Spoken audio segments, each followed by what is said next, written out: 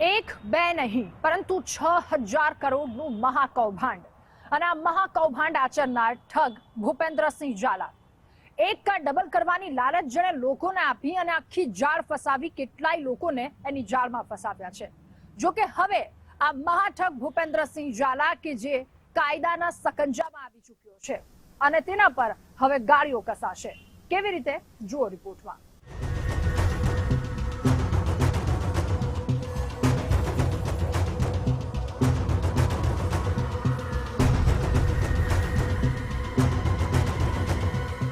एक महाठग अनेक एजेंट।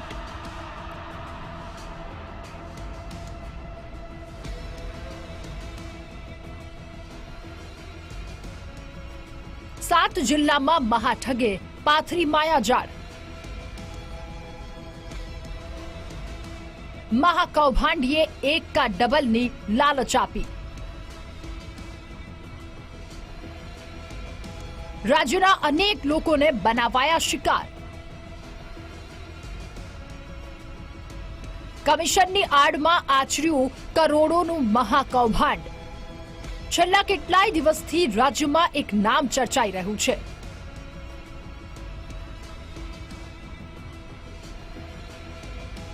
અને એ નામ એટલે BZ ગ્રુપ, એટલે કે ભૂપેન્દ્રસિંહ ઝાલા, જેને 1 2 100 200 500 કે નહીં 1000 નહીં પણ 6000 કરોડનું કૌભાંડ આચર્યાનો આરોપ લાગ્યો છે।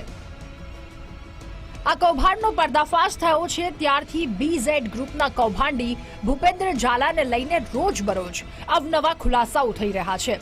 ત્યારે કૌભાંડના માસ્ટર માઇન્ડ ભૂપેન્દ્રસિંહની મુશ્કેલીમાં હવે વધારો થઈ શકે છે।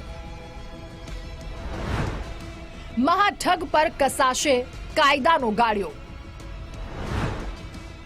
ઝાલાની માયાજાળનો થશે પર્દાફાશ। એક કા ડબલના ખેલ પરથી ઊંચકાશે પડદા। ભાગેડુ ભૂપેન્દ્રસિંહની મુશ્કેલીમાં થઈ શકે છે વધારો। BZ કૌભાંડને લઈને CID ક્રાઇમે 6000 કરોડની ફરિયાદ નોંધી તપાસ કરી છે। હવે આગામી સમયમાં BZ ગ્રુપ અને તેના CEO ભૂપેન્દ્રસિંહ ઝાલા સામે ફરિયાદ નોંધાઈ શકે છે। રોકાણકારે CID ક્રાઇમ સામે નિવેદન નોંધાવ્યું। CID ક્રાઇમની 4 ટીમ હાલ રોકાણકારોના નિવેદન લઈ રહી છે। અલગ અલગ સ્થળે રોકાણકારોના નિવેદન લેવામાં આવી રહ્યા છે। એ ઉપરી અધિકારી સાથે રજૂઆત કરીશું। એમને જે ફરિયાદ લખાવી છે તે એ પછી ઉપરી અધિકારી નિર્ણય લેશે। કેટલા લોકોને નિવેદન લેવામાં સાહેબ? એ તપાસ ચાલુ છે। એ તપાસ ચાલુ છે। બીજી નિવેદનો લેવા માટે અને તપાસના કામે બીજી 4 ટીમો બનાવેલી છે, જે 4 ટીમો આગળનું કામ કરે છે તપાસના કામ। ઉત્તર ગુજરાતના 7 જિલ્લામાં ઓફિસો ખોલી કૌભાંડ કરનાર ભૂપેન્દ્રસિંહ ઝાલા સામે એક રોકાણકારે ફરિયાદ નોંધવાની કાર્યવાહી હાથ ધરી છે। પ્રાંતિજ તાલુકાના પલ્લાચર ગામના સુરેશભાઈ વણકર અને તેમની પત્ની લગભગ 8 લાખ રૂપિયા જેટલું રોકાણ કર્યું। તેને લઈ શરૂઆતમાં વ્યાજની રકમ ચૂકવવામાં આવી હતી। સુરેશભાઈએ BZ ગ્રુપના એજન્ટ નિકેશ પટેલને પરસેવાની કમાણી સોંપી। નિકેશ પટેલે 3% માસિક વ્યાજની લાલચ આપી હતી। ભૂપેન્દ્રસિંહ ઝાલાના કૌભાંડનો પર્દાફાશ થયા બાદ તેના એજન્ટો વારાફરતી ફરાર થઈ રહ્યા છે। ત્યારે નિકેશ પટેલ પણ એની ઓફિસે તાળા મારી રફુચક્કર થઈ ગયો છે। સુરેશભાઈએ એજન્ટ નિકેશને ફોનથી સંપર્ક કરવાનો પ્રયત્ન કર્યો હતો, પરંતુ નિકેશ ફોન સ્વિચ ઓફ કરી ફરાર થઈ ગયો હોવાનું જાણવા મળ્યું છે, જેથી સુરેશભાઈ પ્રાંતિજ પોલીસ સ્ટેશનમાં તમામ પુરાવાઓ સાથે ગયા હતા। પ્રાંતિજ પોલીસે તેમનું નિવેદન પણ લીધું। અમે BZમાં રોકાણ કર્યું હતું। મારા પોતાના 3 લાખ છે, મારા હસબન્ડના 5 લાખ છે, એમ કરીને ટોટલ 8 લાખ અમે રોકાણ કરેલું છે। 3%। 6 મહિના નિકેશભાઈ કહ્યું હતું, અમે ફોન દ્વારા અમને વાત કરી, એમને આશ્વાસન આપ્યું હતું કે તમને મળી જશે। BZ ગ્રુપનો CEO Bhupendrasinh Zala mastermind. લોભામણી સ્કીમોના નામે 6000 કરોડ ઉઘરાવ્યા। એક મહિનાથી CID ક્રાઇમની ટીમ કરી રહી હતી તપાસ. ગુજરાતની 7 જગ્યાએ BZ ગ્રુપની ઓફિસો પર દરોડા. BZ ફાઇનાન્શિયલ સર્વિસ અને BZ ગ્રુપની અલગ અલગ કંપનીનો CEO છે ભૂપેન્દ્રસિંહ પરબતસિંહ ઝાલા, જે સાબરકાંઠાના ઝાલાનગરના વાગડીનો રહેવાસી છે.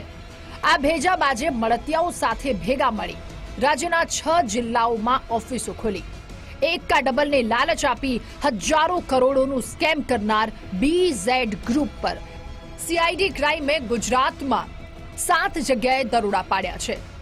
CID ક્રાઇમની તપાસમાં સામે આવ્યું કે BZ નામથી વર્ષ 2016માં પોન્ઝી સ્કીમ શરૂ કરી.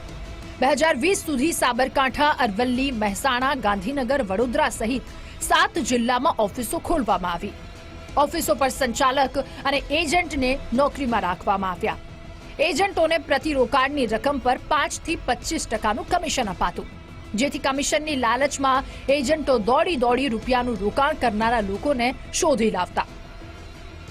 શિક્ષકો, સરકારી કર્મચારીઓ અને નિવૃત્ત સરકારી કર્મીઓને સોફ્ટ ટાર્ગેટ બનાવવામાં આવ્યા છે.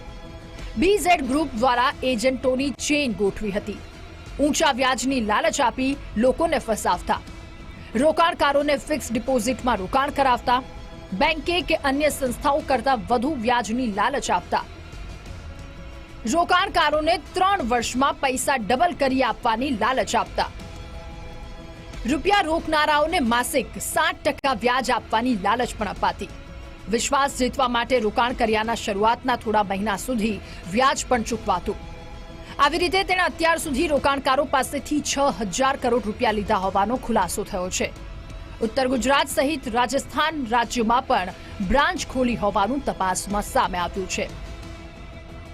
CID ક્રાઇમે મુખ્ય એજન્ટ અને કમિશન એજન્ટ સહિત 7 આરોપીઓની ધરપકડ કરી, જેમાં મયુર દરજી, વિશાલસિંહ ઝાલા, દિલીપ સોલંકી, આશિષ ભરથરી, સંજય પરમાર, રાહુલ રાઠોડ અને રણવીરસિંહ ચૌહાણનો સમાવેશ થાય છે. હાલ કંપનીનો CEO ભૂપેન્દ્ર ઝાલા ફરાર છે. કેટલાક એજન્ટો ઓફિસ સ્ટાફ તરીકે કામ કરતા હતા. ઠગ ભૂપેન્દ્રસિંહ ઝાલા વિદેશ ન ભાગી જાય તે માટે પોલીસે લુકઆઉટ સર્ક્યુલર પણ જાહેર કરી. મહાકૌભાંડ ક્યારે પોલીસ પકડમાં આવશે હવે તે જોવું રહ્યું. યશ ઉપાધ્યાય, ગુજરાત ફર્સ્ટ, સાબરકાંઠા.